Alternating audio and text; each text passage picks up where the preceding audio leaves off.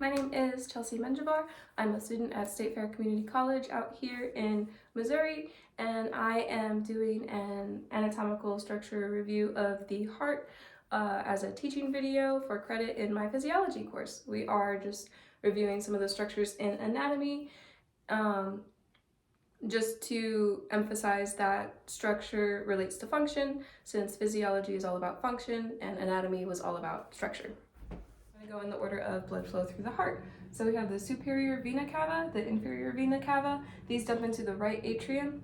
The right atrium will dump into the right ventricle. The heart will contract and push all the blood from the right ventricle into the pulmonary trunk.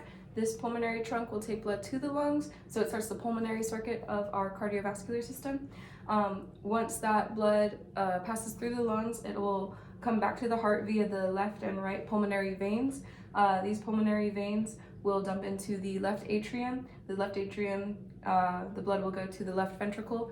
From the left ventricle, the blood will go into the aortic arch, which begins the systemic circuit, and then we start all back over again. So from the systemic circuit, the blood will come back to the heart via the superior vena cava and the inferior vena cava.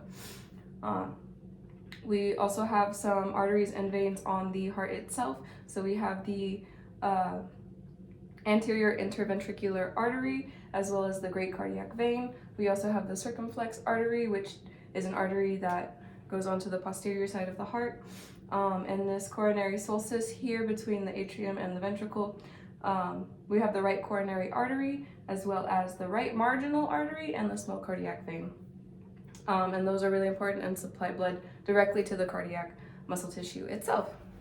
For the inside of the heart, we have some valves we've got to go through because the atrium and the ventricles are separated via these valves, and these prevent backflow of blood. So again, I'll go in the order of blood flow. So we've got the superior vena cava again and the inferior vena cava. We've got the right atrium here.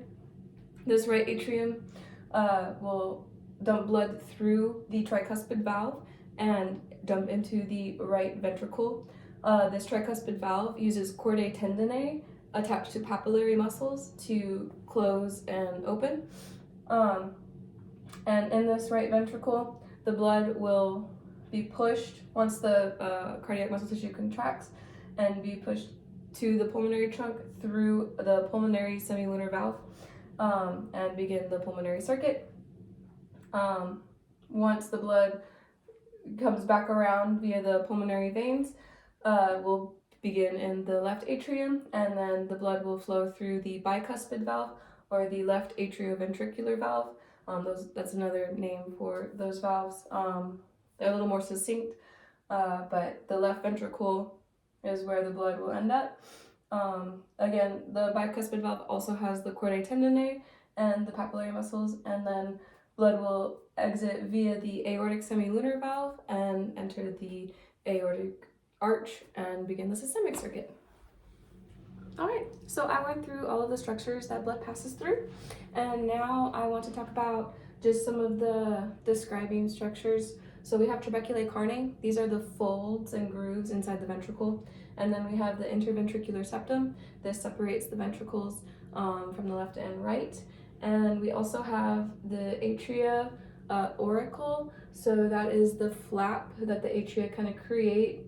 And it's because these atria have to fill and expand with a lot of blood, so there's a lot of excess tissue that kind of hangs over.